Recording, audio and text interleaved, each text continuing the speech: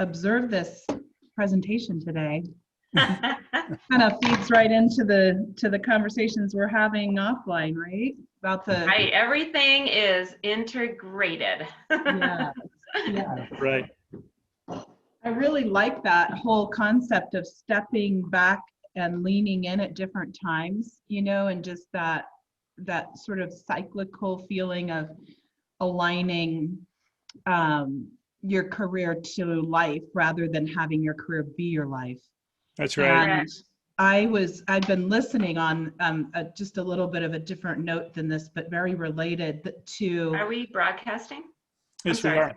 Yes, we are. Go ahead. A friend of mine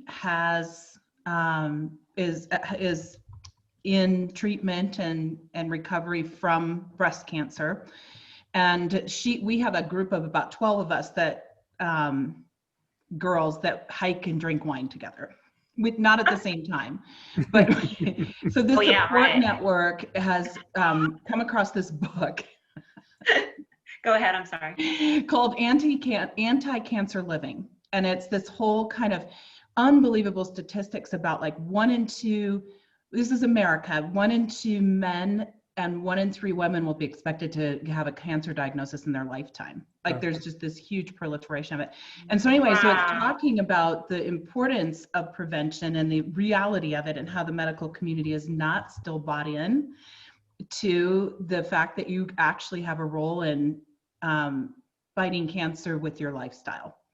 And one of them is lack of, a lot of support is number one, but lack of stress and really de-stressing your life and having daily ways to do that. And I think that's what my biggest observation has been about the corporate world. It is that it has not allowed for that kind of mentality to just be central to the people, that are doing the work. So. Well, mental health is so vital, and it's interesting because many corporations tend to not really think about mental health and really pay attention to it. It's almost like considered a soft thing, a soft skill, when the reality, it's the core of every human. When you talk about human resources, what are you really supposed to care about? You're supposed to care about your people, and the mental health of your employees is so critical.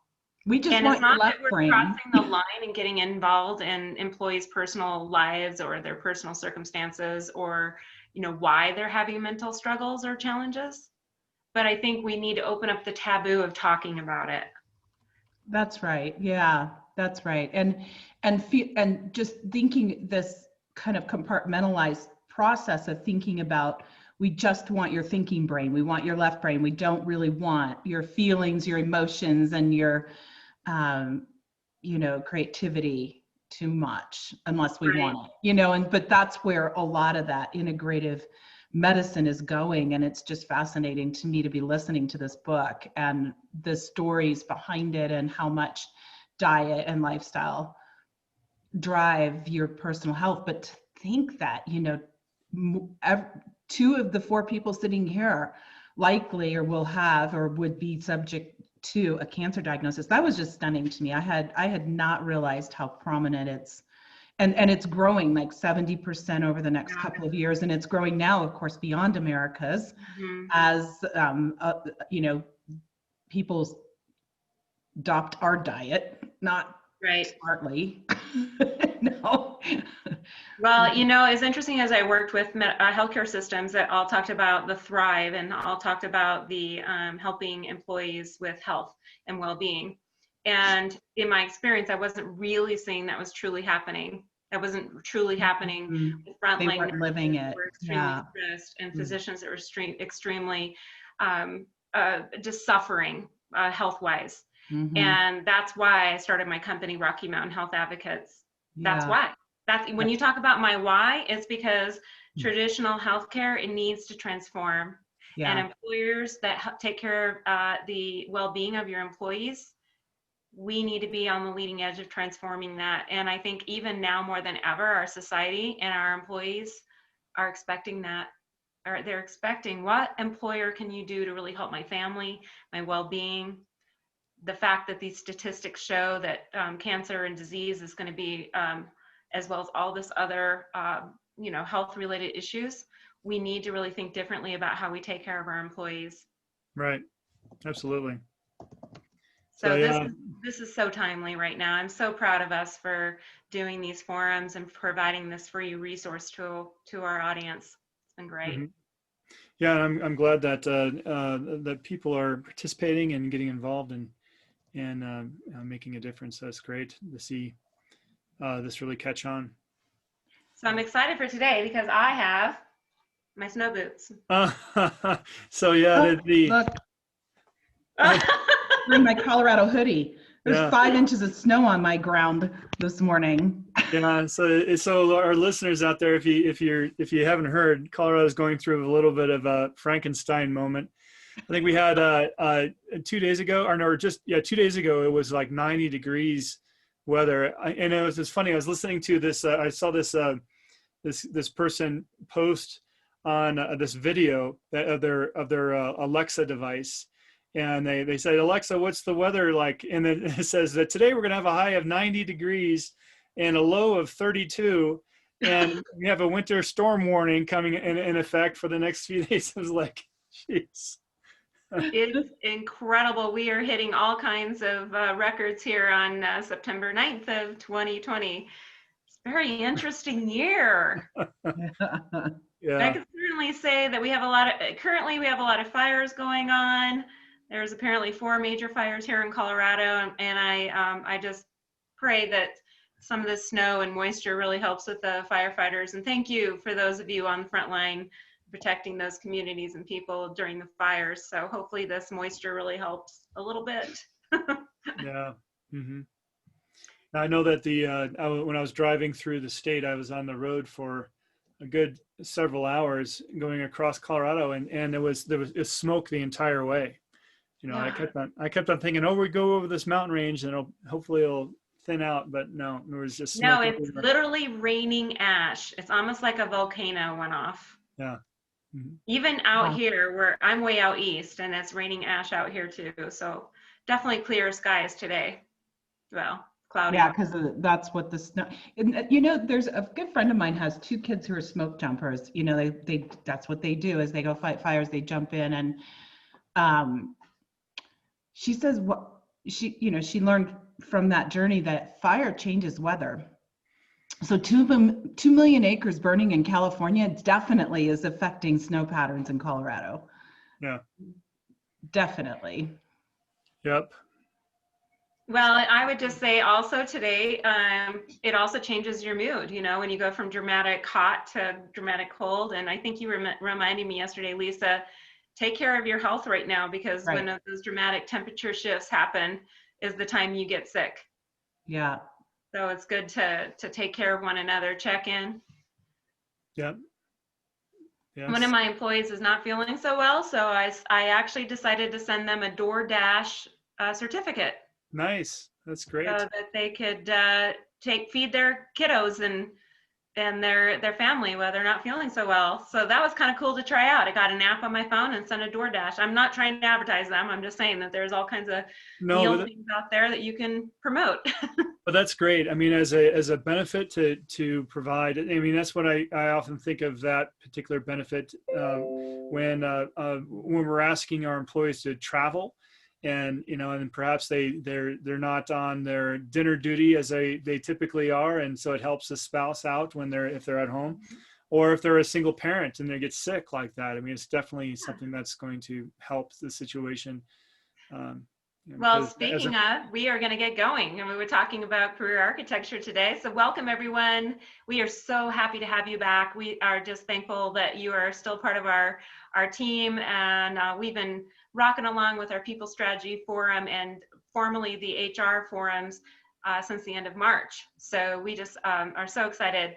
So we are a mastermind of leaders dedicated to creating workplaces where we thrive, employers reward, and that customers love. So we really are here to help you as HR leaders, as executive leaders, even as just an interested community about how we can become one of the best employers ever. So this is our People Strategy Forum, and I just want to point out below a few things that we have going today. First of all, we are highly integrated. We love to have chat. We love to be talking. All of our participants to ask questions, to provide input, anything you'd like us to talk about, as well as any particular questions. And I'll talk about our speakers here in a moment. You can also put a Q&A in there. And then also we'd love for you to share. This is also on Facebook Live. And also we are all over social media. So we'd like you to share, and we'll be sharing all that. And this is my esteemed host here, team. And I am Shar Miller, and I am a former HR person in corporate healthcare and also a talent management strategist. And then also I do HR with a Heart career coaching, because a lot of people are in transition right now. So I help people compassionately navigate through those things. And then I also own a company called Rocky Mountain Health Advocates, which is also near and dear to my heart. And then also Sam Reeve here is my colleague and partner, and he's the reward strategist, and he's the CEO and founder of Comp Team. And boy, I have to tell you right now, compensation and total rewards is so vital and key, particularly during these crucial times. So it's been a pleasure partnering with you, Sam. And then Lisa joined our group of people several months ago. She's awesome culture strategist, and she works with, or she owns and is founder of Corporate Culture Pros. And so she has just been a fascinating thought partner, and has provided such benefit to us. And then Sumit Singla, and Sumit is on the other side of the world, and also a people strategist, just amazing talent, just phenomenal part of our group. And he's worked with some amazing organizations you can see in his profile. And he's from India. So thank you, Sumit, for joining us today. So to get on to what we're talking about today is so exciting as we learn a little bit more. So today, Sam's going to lead us in creating career architecture. So this is definitely progressive, innovative, very different way of looking at your organization's compensation, total rewards, and career architecture strategy. So he's going to walk through that information. We're also going to talk about developing competencies and manager coaching. So I think that our traditional way of talent management strategy is going through a massive transformation. So we're going to share some insight on how that is transformed. And then we're going to wrap up with some open discussion and questions at the end. And again, we'd love for you to be engaged and involved with us. So Sam, we also have a poll today. If anybody would like to do a 15-minute Q&A with us, or meet and greet, did you want to pull up that poll for us? Sure, just launched it. Great, and we also offer a TMA assessment and 1-year portal access. So if you pay attention to a lot of our recordings and our prior forums, we talk a lot about the TMA, which helps you align talents, drives, competencies, and preferences to your organizational strategies. And so this is an amazing new tool that you can apply, and you can get a free access to that. So if you are interested, check that box, and then we'll go ahead and send you an invite for that. So without further ado, I think we'll go ahead and get going, Sam. Sure, and great. Would you like to share us in the journey of creating a career architecture? Absolutely. So to start off, I know that we have a lot of seasoned listeners out there, HR practitioners, that have probably gone through some sort of career architecture process in the past. And so let me know if you're out there, and then make sure you comment in the chat. If you want to share your story, let me know, and then we can promote you to a panelist, and you can go ahead and tell us your story live here with the rest of us. One of the big things that we're trying to do here at the People Strategies Forum is to involve everyone. I mean, we are true when we say we're a mastermind of leaders. We're talking about you out there, and we're trying to come together to make our communities better, our companies better that we're working with, and so forth. So feel free to share your stories and come on. Oh, it's great. We have Sandrine Bardot from Dubai. Sandrine is going to be a speaker of ours in the next few series. She's a compensation expert out of the Middle Eastern area, and she has a form that she does. She has a called the Compensation Insider. So you should take a look at that and go on her website. Wealth of information. So anyway, talking about career architecture. So the first thing, what is it? So career architecture is a way where we can create, put in an infrastructure, a job infrastructure, into the organization, and then also through that job infrastructure, we create career paths for our people, and then help them coach in through their career, and through this process, it helps us better attract those best candidates out there, because candidates or people like to work at companies that take care of them and think about their future. It's not just what they can get from them, it's what they can create together.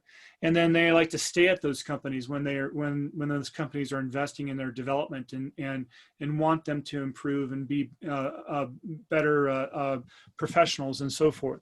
And so career architecture has been around for a while. It's been a bit of a buzzword for over 10 years now, as a way to really retain your people. So that's the big drive that we're going to talk about today. So what I'm going to do is I'm going to tell you a bit of a story about my first experience with career architecture, and then take you through the process of how to create go through that method, and then tell you in color that with some of the other companies that we've advised in this process. And so, like I said, if anybody has anything to share in their experiences, please voice up. So I really appreciate that you're doing this, Sam, today, because I think a lot of companies have somewhat floundered in identifying what their career architecture process is, either large or small. So I'm looking at this already, and I know you can go through each of the steps, but this could be applied to very large organizations or extremely small organizations. So this is fantastic. That's right. And one of the things that we've talked about in the past few forums is the fact that the world has changed, right? That's undeniable. A lot of the jobs that we're in have changed. And I know I've spoken about this example earlier. My wife, as a teacher, even as a teacher, she's her job has changed. It is different today than it was last year. There's a lot more. I mean, just to give you a little color of what's going on in this part of the world as far as teaching. I know that the Front Range around Denver still has at-home school, but where I live, they've decided to have a hybrid model. So teachers are actually going into the workplace and they're meeting with students and so forth. And but it's different than the environment of the past. The job has changed. You know, now they have what they're doing at this particular school is that they have the students stay in one room all day long, and they're divided into what's called, well, they call them cohorts, but they're groups where they keep that group isolated. So if somebody gets sick in that group, everybody in that group goes on home to their and is in remote learning so they're using it as a way to isolate certain groups to ensure that there's no breakouts. But as you can imagine, in the environment, what's happening is students are in the same room all day, so they're going crazy. And then they have the teachers are the ones that are actually cycling from room to room. So the teachers come in, they present, and they have to social distance, stay away from the kids, and then once that's all done, then the kids go home, and it's a very different environment than it was in the past. So as you can imagine, this is happening all over the place in all jobs out there. So when we think about how the job has changed, we really need to think about our people. And is how long is it going to be like this? Is it going to be like this forever? Is this changing to where their job is going to change in the long term? And then what are the skills that they need to develop to be successful in that role in the future? And so we need to think about this. This is all about this career architecture that we're putting in place, because the architecture that we had previous to the pandemic is different than what is potentially going to come out of this. Well, as an HR person, we always talked about the workforce of the future. We always talked about what does jobs look like as we move forward. I don't think anybody would have imagined this kind of change so dramatically. And if you think about every single industry, in my personal view, has had some form of an impact, some form of, like, for example, in the restaurant industry, The type of customer service is going to be looking very differently than your traditional wait staff and cook staff, because it's going to be how we're taking care of our clients. In the retail industry, the fact that we're moving now more to online retail, the customer service and taking care of our clients and the skill set required to do that is going to be very different than in person. In the healthcare industry, obviously now more than ever, we're moving to telehealth, and having the technical skill sets to be able to support telehealth and helping the physicians with the technology. I mean, there's so much that's going to impact the career, the type of position. And so, yeah, I think this is a great segue into what our current state is. It's definitely a need for some structure and change. Right.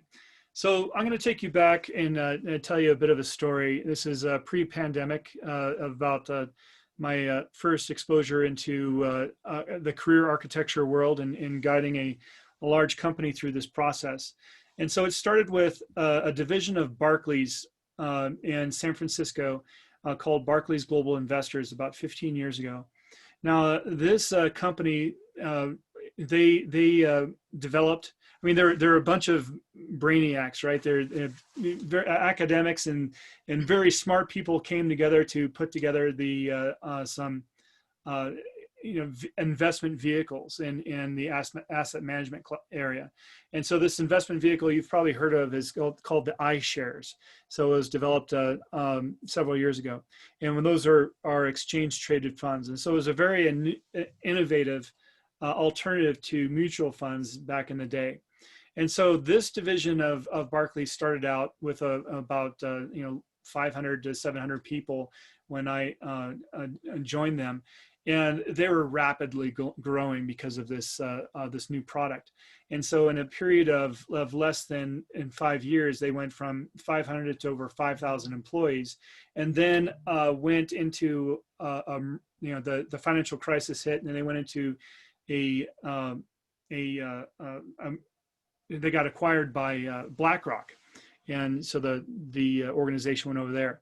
But when it first started, back when they were at 500 people, and they're growing to 1,000, they were having a problem keeping up with it all. As you can imagine, in small companies that are growing fast, people were wearing a lot of different hats. They have to recruit talent from the outside that they want to be recognized. They're thought leaders. I mean, this is a very high level talent they're trying to recruit. And so they're trying to customize their titles. Everybody's called a different title.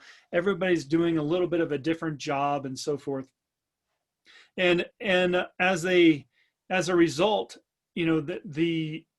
everybody pretty much had their own title, own job, and there was no way to do really effective reporting. They delivering management reports to the company and showing that everybody's paid fairly was impossible.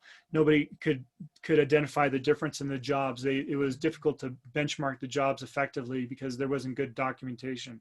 And furthermore, people that came in had no idea how to move in their careers in an organization like that. There was just, every job is different. How do they know how do they know what the promotion opportunities are, or, what they need to train up in to get to the next level, or how many levels are there, and so it was pure chaos as they were going through this growth.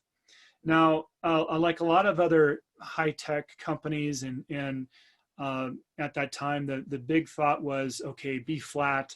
There's more, there's more equity. There's not such as the traditional hierarchy as you see in larger companies. And so they had the drive to only have 3 levels at that particular time. And of course, because they had 3 levels, anytime that you got promoted into that other level, it was a huge event. But it only happened every 5 years or 3 years or so. Getting promoted, and it was very tough. And so people were frustrated that they didn't feel like they were growing in their careers, and so it was an issue.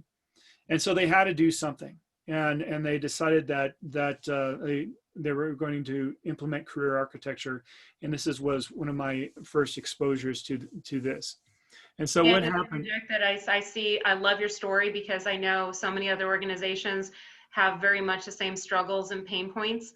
I worked with one system that had well over 4,000 job descriptions.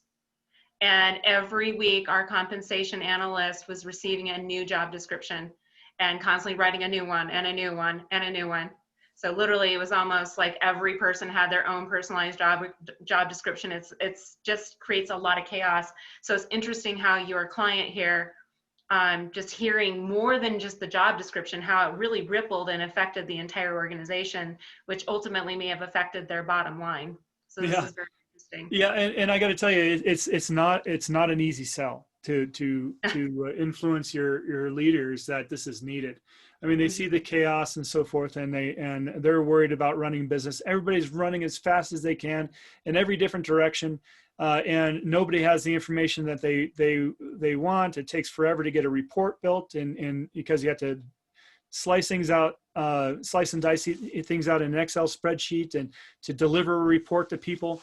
And so they're saying career architecture, what is that? I mean, and why is that important now? And then you started getting into the details of well, we're gonna do job evaluation, we're gonna create levels, we're gonna do this, and it just doesn't sound very sexy. You know, it's like companies are thinking, well, you know, we got other fish to fry, but they don't realize the amount of benefits that come out of this. And so by organizing your positions, by doing the administrative work of categorization and creating levels and thinking about those job descriptions and how to add competencies and coaching and all this around it is you know, to a lot of leaders, it sounds like a bunch of work and not a lot of value. But what happened with Barclays Global Investors at that time, and they decided to go through the career architecture process, and they went around, they categorized their jobs, they got title consistency across the globe, and as a result, they were able to have reports that truly tell them what they need to do in those areas. I mean, reporting became a lot more valuable. The HR became a lot more strategic because of the reporting that was delivered and how they could leverage that to inform the company and how to manage their talent and how to reward and how to develop going forward. Well, I would say that as an HR leader, you know, the competency of an HR leader is around building our business acumen and our metrics and measurement and being able to look at our reporting, because it's very difficult to take your people strategy and turn it into something that's more analytical and numbers oriented. And as you said earlier, it's about getting the buy-in from your executive leaders, getting the buy-in from your chief financial officers and CEOs and business leaders to really say, let's really focus on our career architecture because the numbers are there. So what I'm hearing is you were able to really apply this practice and really make a meaningful difference in that space, which would help so many of my colleagues. Yeah, that's right. I mean, it starts with, you know, of course, getting that infrastructure in place, and then the pieces of how this helps the company in going forward is if you go through mergers and acquisitions, having a structure or a job structure in place makes the merger or acquisition so much easier, because the jobs are defined. You simply look at the other target company or you're merging with, and defining those jobs in the same categorization. You have a process for that, and so it takes out a lot of the pain, and you're putting the harmonization of jobs, the harmonization of pay, and everything like that is such a better experience for your employees and your managers. And so mergers and acquisitions are hard enough on their own without having ambiguity and the struggle of trying to define jobs and putting groups together. So this will help. It made the BlackRock merger with Barclays Global Investors, or that acquisition, be so successful. And as a matter of fact, BlackRock loved the concept of career architecture and adopted it across their 10,000 people at the time. And it was a huge win for both companies. It was great. That is fantastic, Sam. Congratulations with that. You know, I actually came on to two healthcare systems that were just merged. and during that initial merger component, and it literally took a decade. It took a decade to really start getting, even though we had a fabulous compensation department and the experts to do this, it was so complicated. There were so many job descriptions that it took all that time. Wouldn't it be a benefit that a company leader could really jumpstart this and have this happen more quickly than taking a decade or two to finally complete?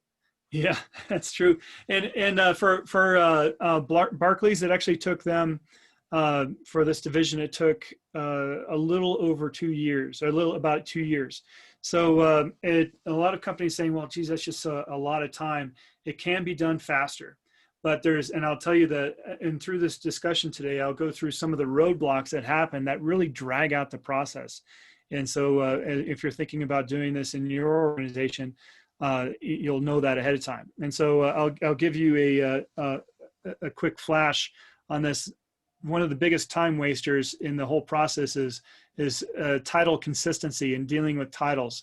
That is one of the biggest problems in every organization that I've gone through this with. And so I'll talk to you a little bit more of that as we come along this process. But let me first by showing and describing this slide a little bit more about the process of career architecture. So the first thing is important, and I'll go through each of these in detail, but the first thing is to diagnose the current state, understand, what is the business infrastructure and so forth. And then you're going to go and put together the initial framework on what that needs to look like in the future. This is the levels, this is the functions, the job functions and job sub-functions, and the competency mapping that you want to use and so forth. And then once that's done, then you go into the actual job evaluation process or job analysis process. And that's when you're reviewing all the positions across the organization, you're putting them into that classification, and then you come up with your initial findings, in which comes to step 4 is getting leadership approval. Now, the reason approval is at this stage is because you don't want to do a whole lot. This is a lot of heavy lifting here in the job analysis area. And once you've discovered your findings and how it fits into the infrastructure, you're going to want to have your leadership sign off on that and get everybody's buy-in. So before you start the next heavy lifting step of developing that administrative infrastructure and coaching process. And so that is a kind of a high level overview of how we go about this. So in these next few slides, I'll dive through this in a little bit more detail. So let's go into this first of diagnosing the current state. As I mentioned earlier, so the big thing is looking at the current business structure and the job structure that exists. And one thing many of you may understand this, there are 2 different structures. One is how the organization does its work, and the other is the building blocks that it uses to do its work. I often describe this as kind of like Legos. When you have Legos, you can there are a bunch of different shapes and colors, and you can part of the job structure is making sure that you're categorizing your Legos in the same shape and color, right? And then but then you're using that pile of Legos to build your organizational structure out of them. Well, I need one of these to help with the process, and I need another one of these to do that. And so if you're running your financial organization, you're going to need your leader, you're going to need probably an executive assistant, and you're going to need a person doing financial planning, accounting, and you're going to need a controller. And so these are all pieces that you're drawing from your job structure in those jobs. And so that's now you know where you got your puzzle piece with all your colors analogy there. Yeah, and, so that's and I love it, because as creative types, you're talking really high business, high analytical things, but different shapes and colors and how we're orchestrating that. What a great exercise when you're looking at your business structure. Yeah, sorting it all out. If you're putting things in the right category and you have the right mindset, and you understand that, okay, that you don't want to get confused with a business structure. If this is a job structure, it helps with the whole process and simplifying it and communicating it with your managers, because that's the first place they get tripped up. is understanding the difference between the two. Now, the next is collecting all the existing job documentation from the organization, and this is another place where you're going to. It's not really interesting work, but it's high impact work. You're going to take all that information, and you're going to update it, and you're going to categorize it effectively, so it can and put a governance process around it, so it can be updated easily, and everybody knows what process, and so you don't have a whole bunch of rogue job descriptions floating around in this. And we're going to talk about that in a little bit more in the coaching process of giving job descriptions or job definition a little bit more meaning in that. So there's some companies have chosen to leverage job descriptions more, and some have chosen not to. And you can take either path in this process. In my experience, the job descriptions, also many organizations are going to electronic type of job descriptions. And many organizations still have it on paper where they're stuffed in drawers in the manager files. And it's extremely vital because, you know, obviously you're from an employee point of view to have a formal job description that's housed in the formal system. And then what your manager says is your job description is so super confusing. Yeah. So yeah, collecting that is such a huge task.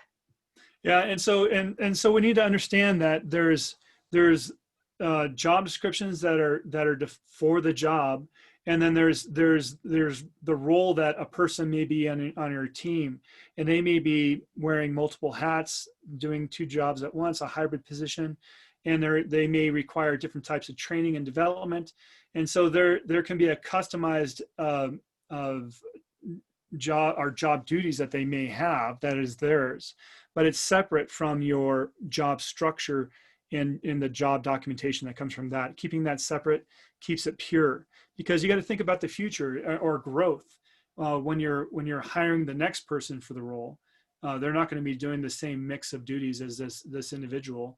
They're not going to have the same training that's required and so forth. And so keeping those somewhat the person and the job separate so that it will give you great clarity in the future. Well, and there's also a lot of what I call matrix reporting. There's matrix reporting to separate entities or specialties, and the expectations of your senior leaders may be very different, aligned to that specific role. Yes. So even identifying that, and I think that's even more and more becoming common, is the matrix reporting processes. Right, and the other piece is not just in the matrix, is the reporting is a something that's been happening for quite some time now. But in the future, we're going to get even more fragmented, because the future of work is going to be based upon the competencies that a person brings to a particular organization. Roles are becoming more and more fragmented as we have more specialists in certain areas, and we have more project teams that we work across the globe with. And those teams may be created and destroyed several times within a year as you're moving around doing different projects. And that's the future of work, a much more agile organization. And so ensuring that you have an infrastructure where you're transitioning, or you're having the ability to adapt to that future of work is going to be very important. That means that we need to start thinking about jobs differently. Jobs are a bundle of different competencies and skills that need to be accomplished. And so that we can take people that have the strengths in some of those areas and put them on certain projects versus others. And so it can be very important for workplace happiness and productivity at the same time. So when I go back to my organization that takes almost a decade to get through their career architecture planning, imagine you talk about jobs changing almost on a daily basis or a weekly basis. Imagine how far behind you are if it's going to take that long to get through this process. Yeah, I mean, you want to create an infrastructure that's going to not become outdated, right? And that is alive, and you can improve it and change it as you go. And so it's important to create a structure that's going to be flexible. Absolutely. So then the next part of this, diagnosing the current state, is making sure that you start talking to managers across the organization about the general career paths that are typically taken in different areas.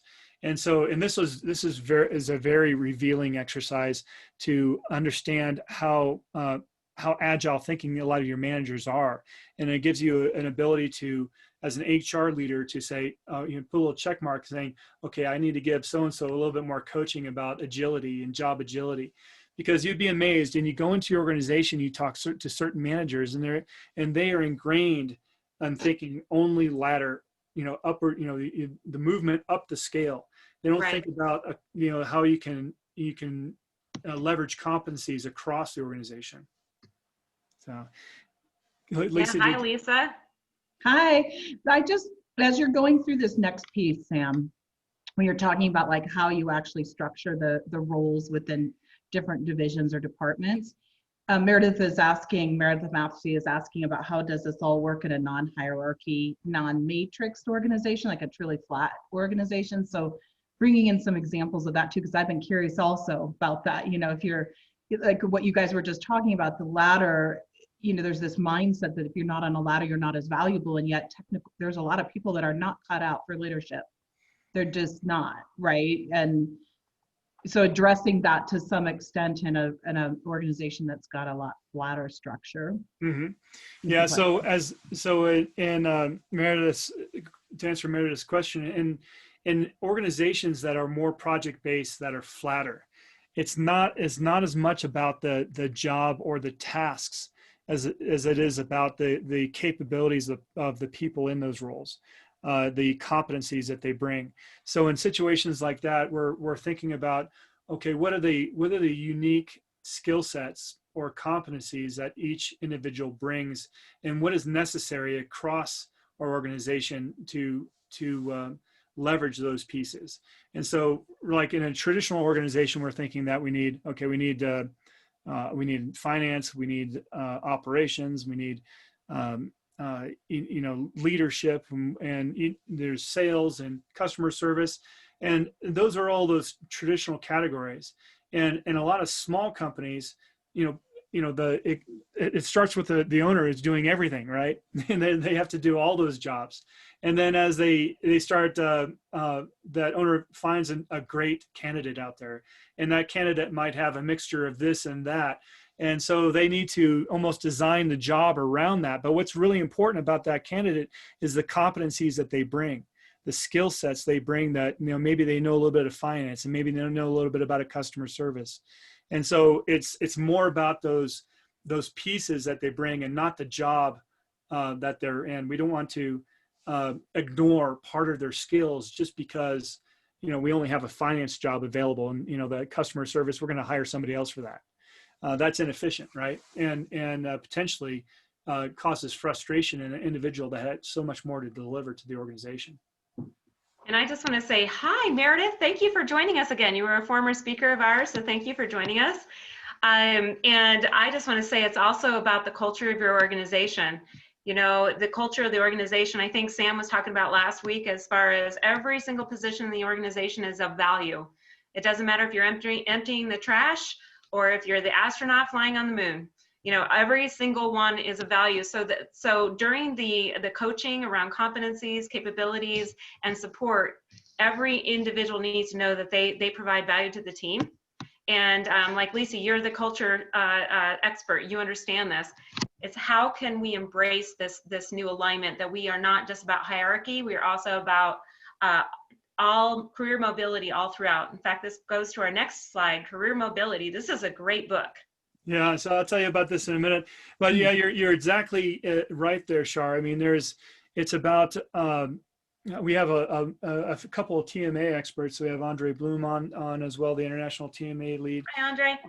And one thing that TMA promotes is that it's, you know, everybody has the right, everybody comes with a skill set, and it's a matter of placing in the organization in the right place that's going to make them the happiest. It's going to bring out that intrinsic motivation, that natural ability for them to perform well in their role, and to feel like they're bonding with the company and how they perform in the future. So it's very important to be able to find that fit. Now, this next piece I'm going to talk about is the importance of really career mobility. And this is a piece that a job structure will bring to you. It gives you a little bit more uh, understanding of the different paths across the organization. Now, this book is pretty good. It's a really quick read.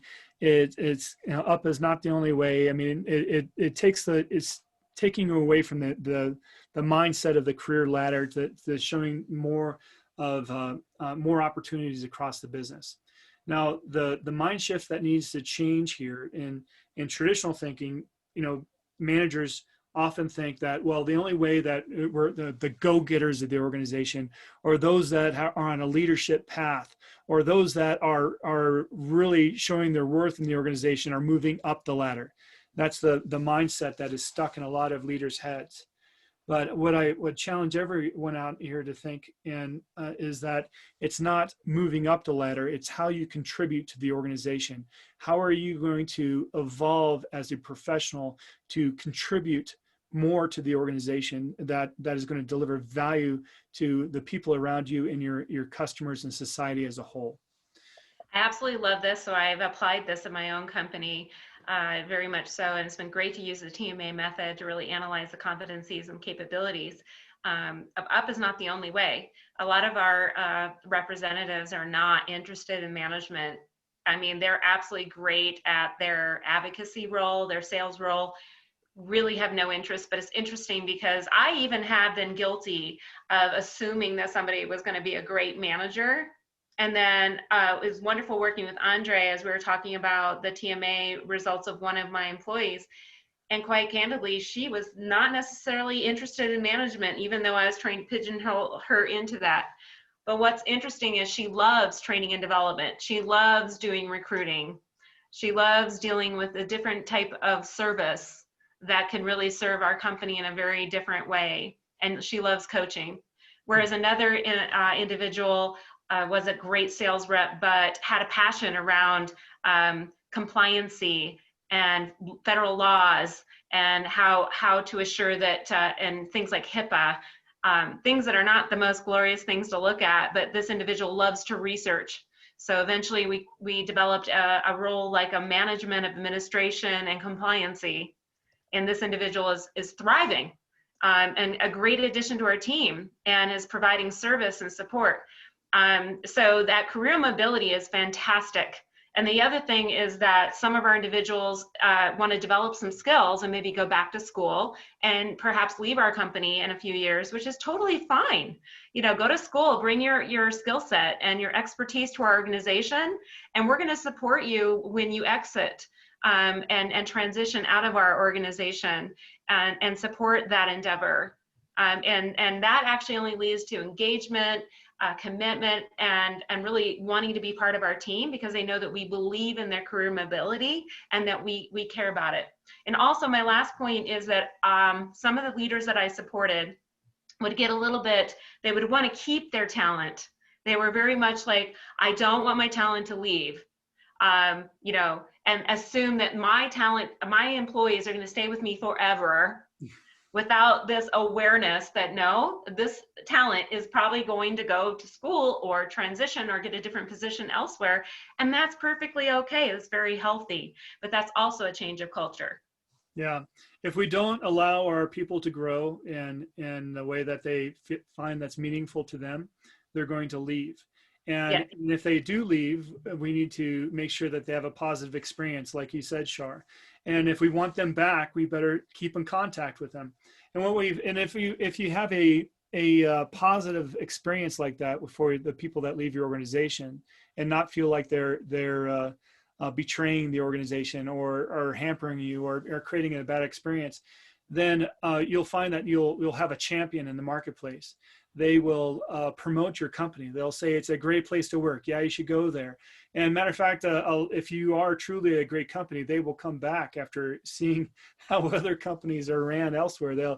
And you need to make sure that that door is open for them to. And think about it. I mean, they're a known entity, right? They how they perform, and often they come back with far greater value and understanding. Seeing some of those other companies and gaining experience in some of your competitors, they come back with a wealth of knowledge that you can leverage. Yes, you should always lead your outplacement programs with compassion, dignity, and respect. That's my motto. Everyone that's worked with me has heard that over and over again. And even at the point of hire, I talk about career mobility, and I also talk about outplacement even at the time I hire my staff. I talk about you help us with achieve our organizational goals, outcomes. You give your very best. We're going to reward you. We are going to provide an awesome place for you to work. All we ask is that you provide us with a resignation notice, and you do a good job. And I will tell you, my team will provide you an outstanding reference. We're going to help you with your outplacement, and we're going to help you achieve your career goals. And that creates a very different type of culture and a very different feeling with my staff. And it also brings a whole level of transparency and honesty. And just if somebody says, this isn't quite for me, because it isn't quite for everybody, at least we know about it and we're talking about it. And we're saying, okay, if this isn't for you, then how can we help you? How can we capitalize and work with you on your talents to help our team while you're here, and then we can help you get to where you want to be. So it's a very different thing. This is a good book. I've only gotten about 1/3 through it on my Audible, but thanks for sharing this resource, Sam. It's great. Yeah, so a couple of pieces on this I want to bring out. And what I like about this is the book cover itself. That's the biggest thing is already creating value, because this graphic on the front is exactly how we need our managers to think differently. So of course the yellow arrows are the traditional ladder up and down, and then we have the green, the sideways, and the orange and blue as of other types of movements across the available job spectrum. But the one thing that we need to do is to remove the stigma away from having this growth is up is the only way to show the contribution to the organization. We need to think about these others and celebrate these others. We need to start thinking about, hey, we send out a company communication when somebody gets promoted, but do we send a company communication when somebody takes a lateral move into another area, or even chooses to step down into another area, and celebrate that for certain reasons? So for instance, there's many of us that go through different different cycles in our life. We start out and we are really young in our professional career. We're hungry. We want to learn as much as we can and grow, and we're putting in a lot of time at work and effort. And then we meet the love of our life, and we choose to have a family, and we have children, and then suddenly we have other priorities, right? And so we need to make our people feel comfortable taking a step back if that's what they would like to do. If that manager role is too challenging and taking too much time for them right now because they want to dedicate to family, or an elderly loved one that needs extra help, they need to have the option to step back and still be successful, and not force these people outside the company to go work for your competitor and give them value. So it's important for us to remove that stigma and allow this to occur. I absolutely agree. When I was around 38 years old, I remember the conversation with my VP, who wanted me to not only do a job at this hospital, but also wanted me to completely run HR in another hospital. And my kids were very young at the time. And it would have been a very different conversation to be able to say, you know what, it's okay. You don't need to do all this work and also get your master's degree, plus take care of your little ones. It would have been a very different type of conversation. So I'm so glad we're talking about this right now, because I know there's so many people in their career right now that are so overwhelmed, overstressed, in addition to all this going on with their personal lives and their mental health. Why not open up this conversation and let employees know you still have a career with us. You can succeed with what you're looking for, and you don't necessarily have to go with the traditional career path that you've always heard of. Right. Another thing that this type of career architecture gives us as employers is the opportunity for people to step in and take challenge roles elsewhere. Mm-hmm. So let's just say if somebody goes on maternity leave and they need coverage, it's a perfect opportunity for another person that's interested in that role or interested in that track to try it out for size in a safe environment. And so it's a good way to ensure that you're allowing these development opportunities in your organization for people to explore and to try things in a way that helps you out as an organization, as well as helps their development and recognition around that. Absolutely. So that takes a strong leadership commitment. One, because the leader that has the employee that's going through development would have to obviously backfill as that individual goes through that experiential type of shadowing experience. But I have seen organizations do this very successfully. So for example, an HR person that wants to become a chief operations officer may go shadow the chief financial officer type of role, or at other types of levels of positions, maybe a transporter would love to work in the IT department. And so it doesn't necessarily have to be the higher level roles, but actually have a week or a month to be able to shadow an IT technician or something on the front line. So having a robust type of shadowing program takes a lot of skill and time, but the rewards will be boundless. I mean, your employees will feel so happy and engaged that they got to learn something new. And it's more than just saying, go take that certification course or go get that certificate. That it is such a robust program. Yeah, so Shar helped me with put together some of these training programs for one of our clients that for this last year, and was extremely rewarding. The ability for employees to be able to move internally not only gives them opportunity, but it also fosters improved communication around the organization. It allows teams that work together to understand the environment of each other. So so that when they next come together, they have a better understanding of what the demands of that position is, and so it can be highly valuable and create a very cohesive culture. Yeah, thank you for that opportunity. It was fantastic to really take a look at that career architecture and really come up with a developmental program. And ultimately, I think all of us are coaches, but really having that leader of coach kind of culture. And broadening our skill set and competency of how we coach our employees, even in areas that we never imagined in their traditional job function, is tremendous. And we got to do that with that assignment. So thank you, Sam, for involving me. But that was a great challenge, and we're looking forward to doing that with other companies as well. Great, yeah, absolutely. It's great to have your talent, Shar. So thank you. Thanks. So the next piece here I want to share with you is the design of the framework, and we have a few steps here. One is going through and categorizing our positions that are the opportunities that we have in an organization into functions and subfunctions, or functions and families, however you want to call it. But it basically is a categorization of jobs.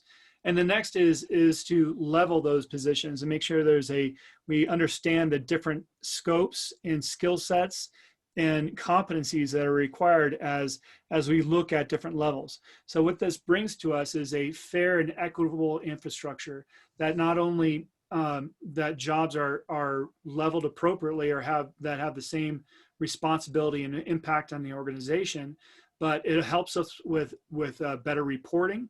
When we look at groups, it helps us with training, or different types of training, helps us with rewards and how we spread rewards across the organization to impact certain groups more precisely. And it also helps us with being more competitive by also looking at certain groups and treating them independently. Not everybody's going to be driven by X, for instance. Not everybody's going to there's more there might be different pay mix, as the amount of base pay that's required versus the amount of bonus plans or variable pay that's required for certain roles across the organization. So categorizing these into functions and families will give you a great deal of clarity. And the other is that kind of brings us in the functions and families, understanding the reward and talent philosophy, how are we going to develop and train individuals? Are we, as Meredith mentioned earlier in the conversation, do we have, are we a flat organization, or do we have a hierarchy? And there, there's some, flat is good for some, hierarchy is good for others. It's not, each company is different on how they operate and how their culture is in their culture operates. And so they need a structure that's going to align with that.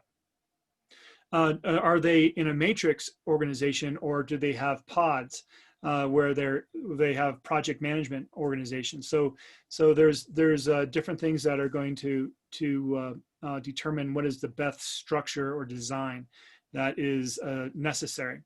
But what I'm going to show you here is an example of a matrix, a traditional matrix function and family organization. So here's a one for a technology organization where you see a bunch of different levels. Now, as we look at here, we have technology. That's the function. The sub functions are the software engineer, system support, and how we might categorize this. And this needs to be done uniquely for each organization. Their names or how they're going to structure this is going to be unique to their own. But it should be somewhat prevalent in the market, so people understand what you have to offer. The next is the levels that you're showing here, and what we're showing here is called a dual career path, where we have individuals or individual contributors, the orange paths, and how they intersect with the manager paths. Now, the one thing that's been important in technology roles in over time is that a lot of technology or people that are, you can imagine some are more introverted than others and don't want to have managerial duties, but they still want to grow in their career. And so having a dual career path like this will allow individual contributors to reach up into the organization and to be a high-level specialist or leader, and not have the burden of managing employees. And so there's certain places across the organization we should look at this kind of structure. The other thing is that we have inside these little boxes here, you see a bunch of titles, systems support 1, system support 2. These are what I call system titles overall, or this is not necessarily what you would call a job. And so this is, I mentioned, one of the biggest roadblocks in time sucks of doing one of these a career architecture is around titles. And the best way to avoid title problems is to have two title schema that run in parallel with one another. You have the outward facing business title, and you have the inward facing system title. And so the system title is determined by your job structure, and the outward facing business title is loosely on top of that. So if somebody in Japan needs to have a specific title because of regulatory purposes, which it exists, you have the flexibility to have that in the business title, and it can be slotted into a system title that keeps the structure intact. So that's a very important time-saving strategy that will allow career architecture design to go much faster, because titles will change, and as they grow they mean different things across the globe. So for instance, one story that I had is like at Barclays, they said, well, we have in the US we have directors and we have senior directors, and in the UK they're like going, what's the senior director? Director is like the highest thing it should be. And there's senior directors calling like super director or something. Why would we have that? And so there's cultural differences that you have to deal with titling as well. And people are very attached to their titles. So I suggest you to have a system and a business title so that you'll have the flexibility to do what you need to do as a company. Yes, I saw that as well. We used to call it street title. Oh, yeah, title. I don't even know if that's a real glamorous term to call your street title. It's like I have my street cred, Yeah, my street title that I put on my LinkedIn. But, because a lot of employees, as far as what the system title is, it sounds real techy and not very glamorous. a lot of employees want to have some type of street title or some kind of a business title that's a little more prevalent in the business community. And then I love the fact that you brought up the whole global aspect, because that last client that you and I worked on and partnered with, what happened to be a very global company. And so the titling is very abstract, very different in the different areas. And those teams work together, but yet may have had very different types of titles. So the more companies become more and more global, this type of issue needs to be addressed. And also, I suggest transparency with your employees. You know, talk about the fact that we do have separate types of titling, and be upfront about that so that it's explained, because somehow an employee is going to realize that they may have different titles according to what the business perceives them as. Mm-hmm. Absolutely. So one of the benefits of having this structure in place, as Shar mentioned, is that this could be used globally, and you can have the same leveling criteria in different countries, but with different titles that are meaningful to them. And so this can be a very important structure to have in a global growing company. Now, one of the tools that I use, I'll tell you a little secret, is a great tool that's been introduced to the United States in a past few years is Gradar.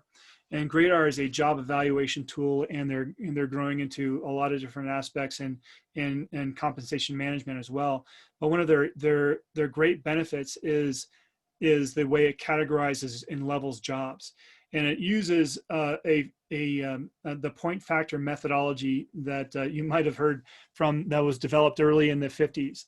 Now, and I'll tell you, this is part of the story behind that, is that a lot of companies in the United States didn't go with the point factor method because it was just too hard.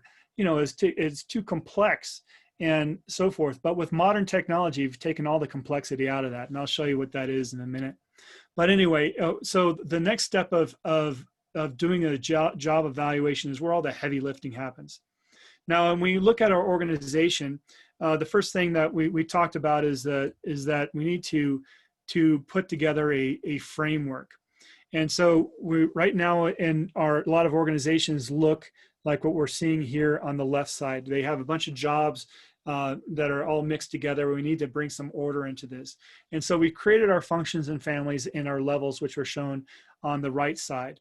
And so what this allows us to kind of classify those jobs very easily in this process. So that's what we're trying to do with job evaluation, is we've created some questionnaires where we go through the Gradar methodology to rank and place all these jobs in their appropriate places. Now, this is the hardest part of the career architecture process, but having a modern tool like Gradar makes it much easier and much faster. Things can be done in weeks versus months. So a great win. Well, and this is fantastic. I mean, talk about leading in the chaos. On the left, it's very chaotic. On the right, you have a lot more organized and structured. And the fact that you have experts to help simplify this process and make it so much easier for company leaders is absolutely fantastic. And I have seen this in action, and I am very impressed. In fact, I appreciate you even helping my organization do the same thing, even though we're super small. Analyze the grades and all the different categories. Yeah, and Gradar is a global tool, and it works in coordination with TMA. And I'll tell you, it uses the TMA open source platform of the competency library to assign competencies to here. So it's a huge time saver. I mean, if you're looking at using that competency library as your competency platform, it really saves a lot of time. So that takes us to the next piece here, the competency mapping.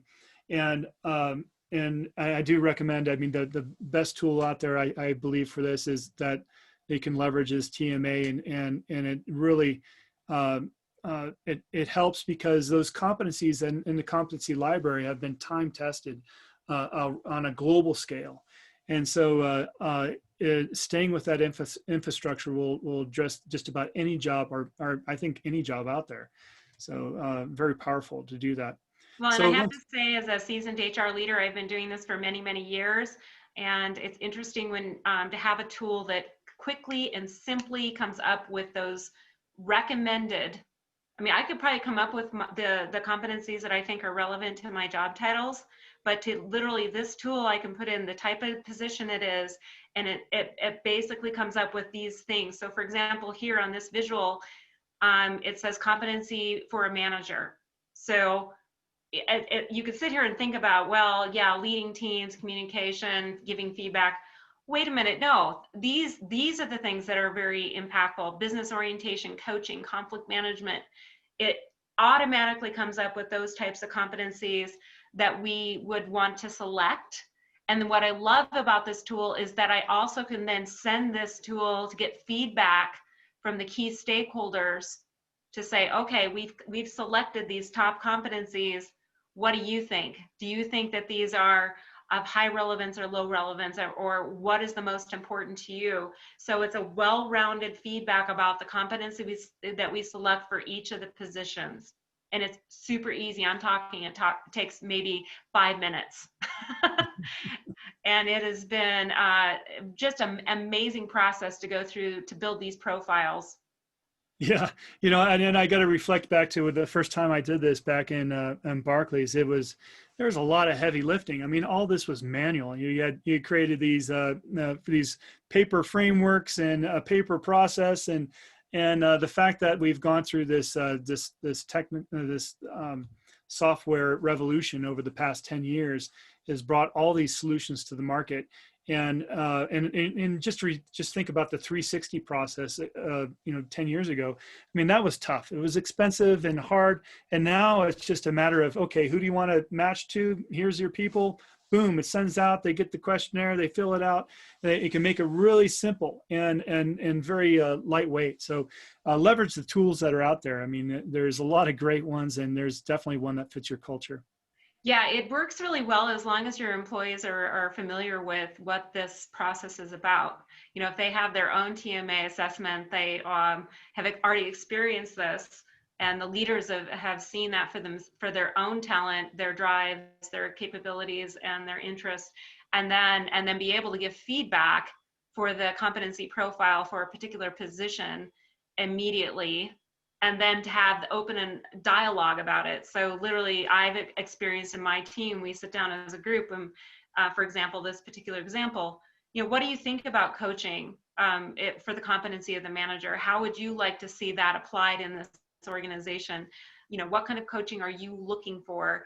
The conversations are very different than the conversation of, okay, you need to hit this outcome by in 2 months, and we're going to give you a performance appraisal, and you're going to get a 2 to 3% performance eval rating.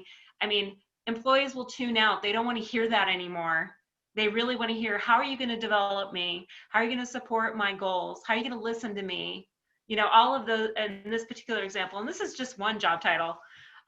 It really makes a conversation more robust, more meaningful, and to where an employee feels like, wow, I am being valued, cared for, and my manager's also growing and developing as well. So it's great. That's it. Yeah. And then one thing I want to point out that Shar mentioned that is super important is communication. Now we can have all these fancy processes and systems and technology, but the one thing that we really need is that if we don't have effective communication around these programs in the moment when we're delivering it, and in perpetuity as we inform new managers and new employees on how to leverage these programs, it will fall apart. Communication is the glue that needs to be put in place at the beginning and reapplied as each year and each quarter as you're rolling out your different programs. I don't care if it's career architecture, benefits, rewards, or your 401k program. It all needs communication and awareness around that. And the communication needs to be meaningful from the employee point of view. It's not just about cascading information and saying, we are on this timeline and we've got a career architecture program going on these dates. It's like, how is this career architecture program and this looking at your competency profile going to make a meaningful difference to you in your career? And how can you apply this to help you be as successful and become the star employee that you want to be And, Mhm. and if you hire right using these tools and processes, you'll have employees that want to be a star employee. So Lisa, you popped up. Did you see something helpful in the chat?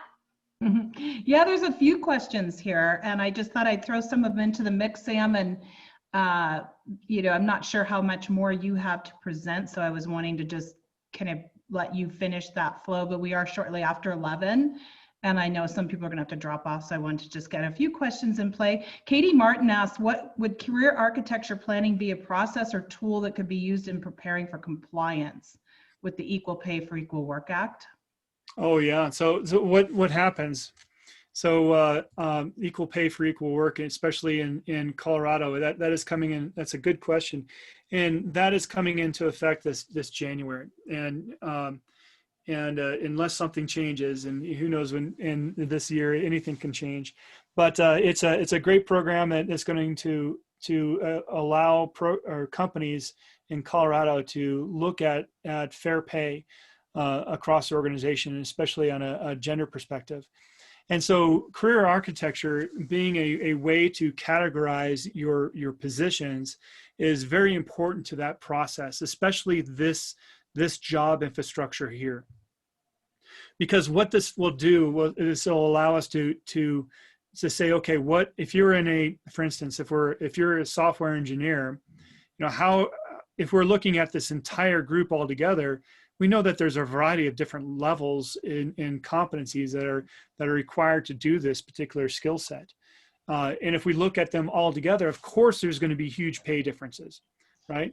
So we need to look at, okay, what level is that person at, and what types of skills are they bringing to the organization?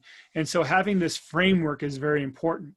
Now, the next thing is that when we are there's in the United States, we typically use a classification method of leveling. So what that means is that we create a leveling guide, and it says, okay, this level needs this amount of experience and these duties, and then the next level needs that, and that's all great.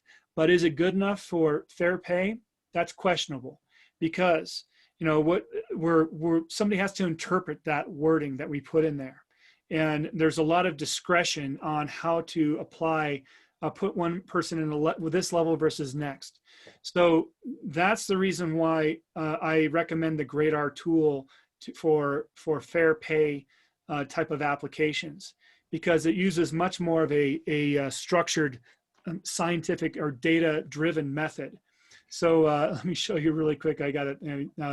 I talked to Philip over there, and he's Germans, they love to engineer beautiful things, right? And he created this slide for me explaining the point factor methodology. And so when we categorize jobs, the first thing we do is categorize them, and then the GRADER system is going to look at each of these levels and give it a score. Now, and we do this by answering several questions through the system. And this will give us a data-driven and very defensible way of leveling positions. So when we do our fair pay analysis, that it will truly be fair without that discretion that you find in the categorization method. So hopefully that answers your question there. Well, I think this is absolutely relevant for today more than ever, because we always talked about fair pay practices. We talked about diversity and inclusion in my history. And I felt that in my experience, a lot of organizations were somewhat lagging when talking about workforce planning initiatives and assuring that we have fair pay practices and hiring and recruiting and retaining talent relative to the topics, the inequities that were out there. And the fact that now we have legislation coming in, the fact that we have our current state, the fact that you, comp team, and our colleagues here have a simple and effective and useful tools that, in my personal opinion, the return on investment far outweigh the consequences. Mm-hmm. And it doesn't sound, in my personal view, working with you, that this is one of the most expensive things out there. This is actually something that's doable for companies, and they must do it now.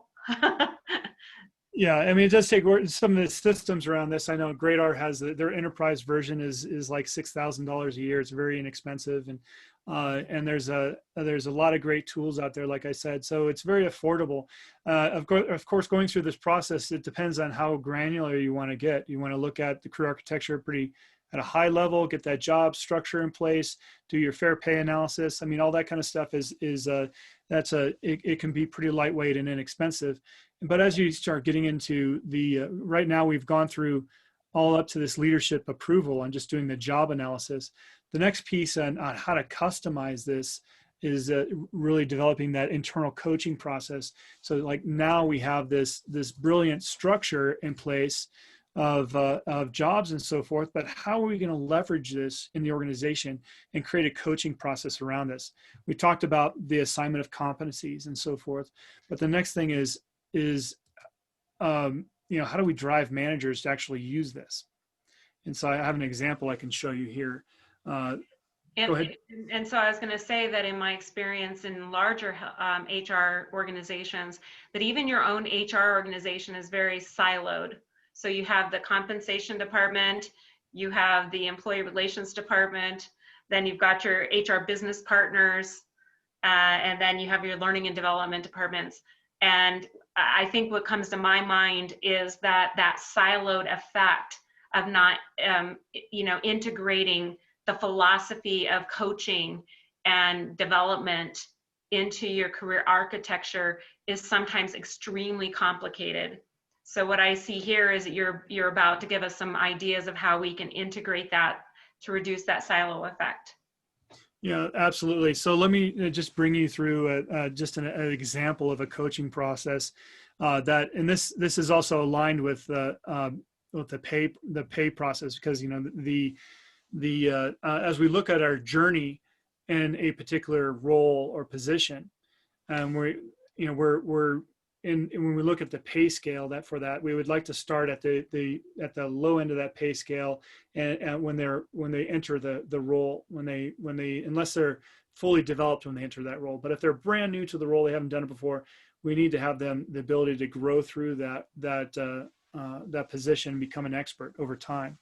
Now, and when we tie competencies to this and competency development, we can look at things in a way like this. We're defining, okay, there's the entry part of that role, or the basic competencies that we might have that are required for that position, and then we have the competency levels that are necessary when that person is fully ramped or a fit to that role, that is performing as needed.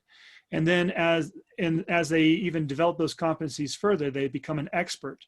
And so if we measure competency development in each one of these areas, this is an example of an HR business partner. We can get assessed on where our competencies are that are required for that level of the role. And this is something that can be attained through a 360-degree process, or manual. I recommend 360 to get a variety of different perspectives upon this, so it's more of a fair assessment. But then when all these are tabulated and we look at the overall average for this, for this 360 here that was done on this particular individual and competencies, we can see that the score came out to a 3.4. And if we say that entry level is 1, developing is 2, fit is 3, advanced is 4, and expert is 5, we can see a 3.4 is roughly at the midpoint of what we would expect. So based on this, the competency development, we would say that this person is fully competent to do that role, and should be placed likely in the midpoint of that pay range. So this is a way that you can use the coaching process and competencies and even manage rewards all together in one platform.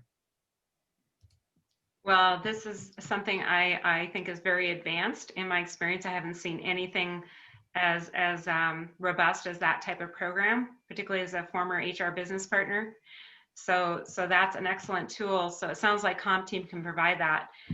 What I wanted to do is take a quick peek at the chat, and I want to go back. Florence Lathan asks a question relative to how do you ensure selection criteria is inclusive in considering diverse candidates? And so I appreciate that type of question. So as we're talking about a career architecture, in my view, this really happens even at the point of well before you're hiring, doing the talent acquisition process. The career architecture plan and strategy, in my view, should be very much in place. And so as Sam and I are talking about having that competency aligned talent acquisition process to really assure that the candidate is truly the type of individual that's going to meet those criteria, and really looking at a diverse applicant population in that process is so critical. And in my view, using traditional hiring practices is not going to really embrace that diversity inclusion aspect. What are your thoughts on that, Sam? Well, you know, I'm not a sourcing expert, but the one thing that I found with using the assessments in TMA is really nice that of course when you send those back and you get that information, it's completely you know, colorblind and cultural blind. You know, it's like you're getting information that is really based on competencies and not, you know, where they came from or what their immediate background is. It's more about what their current development and their work preferences are. So when we're thinking about evaluating, looking at a job and understanding what the needs are from a competency base and a skill level base, and then we're asking questions specifically on that. We're removing the bias out of the equation. Yeah, and that's super fantastic. In fact, we will be presenting on the whole talent management model that we'll be talking about of every single phase of talent management strategy, from talent acquisition and onboarding to teaming and developing and coaching and leadership, as well as outplacement. So we are super excited to go through all of those different details, because in my view, this career architecture process, a high-level process that Sam is referring to, you will be utilizing this throughout the entire phase of a talent management strategy.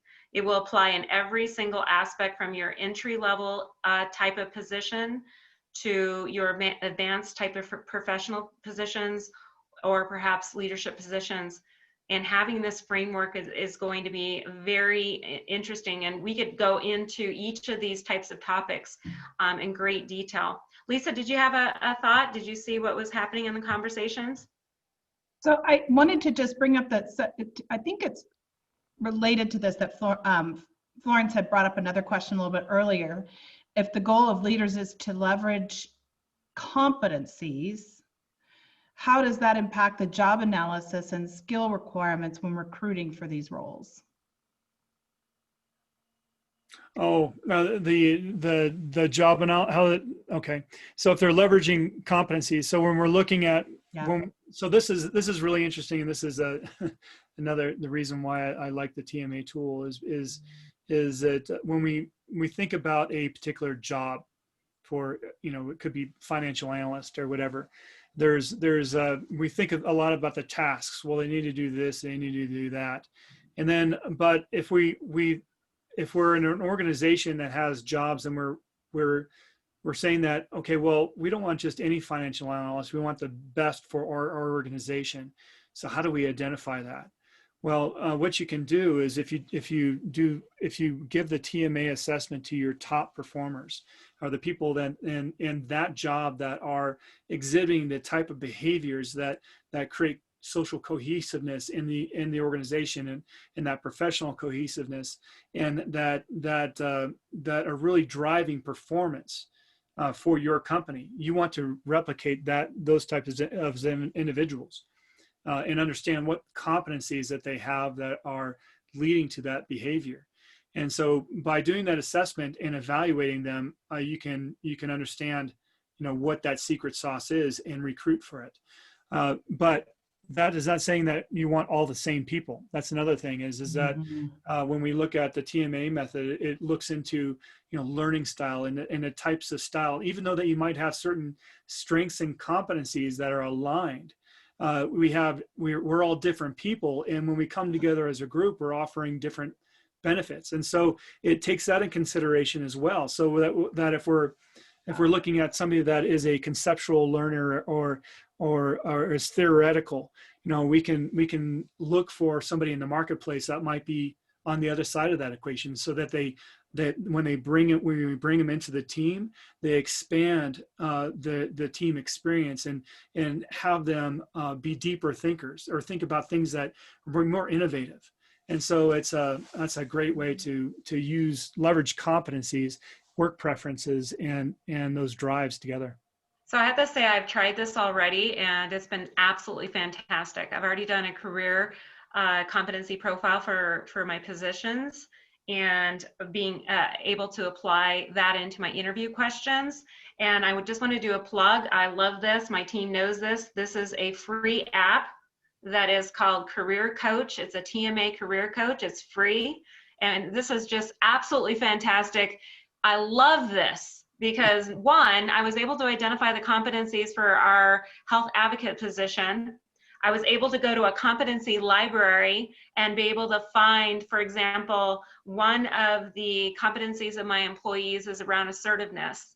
So you can't necessarily be shy in my type of role. So we were able to identify that particular competency. And then what was absolutely fantastic is that I was able to go in and find, relative to assertiveness, for example, recommended interview questions that I could ask relative to that particular competency.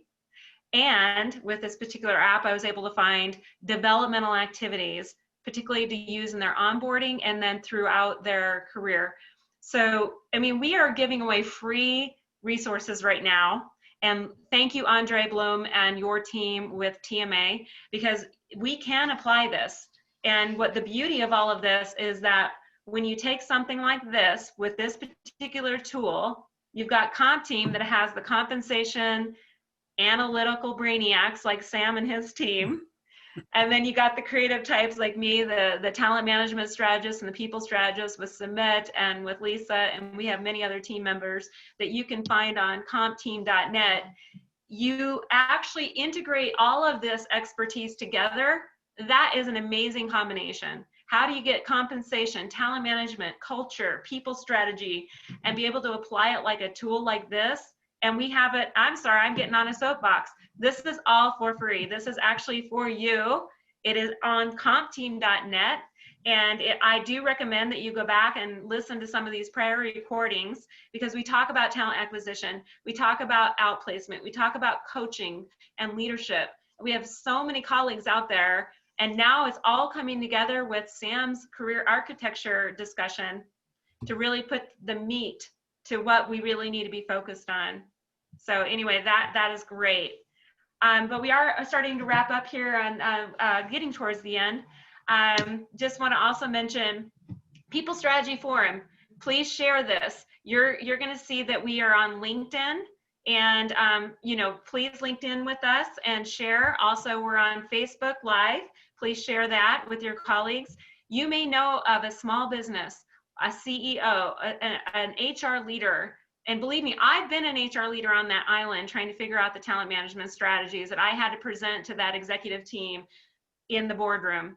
You already have a free resource right here. You can take a look at all of our presentations.